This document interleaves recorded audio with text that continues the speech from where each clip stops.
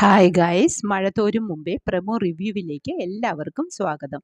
അങ്ങനെ ഹരിയെയും രോഹിത്തിനെയും കൂട്ടുപ്രതികളെയും സംഭവം നടന്ന സ്ഥലത്ത് തെളിവെടുപ്പിന് കൊണ്ടുവരുമ്പോൾ ഹരിയോട് ഓരോന്നും ചോദിച്ചു മനസ്സിലാക്കുന്നുണ്ട് പോലീസ്.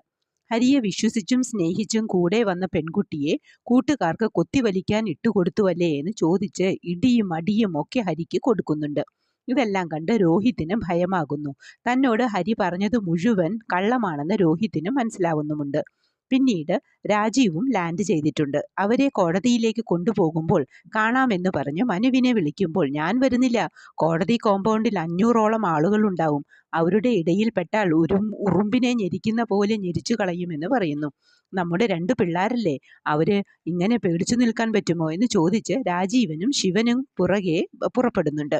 വണ്ടി വന്നു നിൽക്കുമ്പോഴേക്കും ആളുകൾ കൂക്കി വിളിച്ചും ചീത്ത വിളിച്ചും കല്ലെറിഞ്ഞും അസഭ്യം പറഞ്ഞും പാഞ്ഞു വരുന്നുണ്ട്.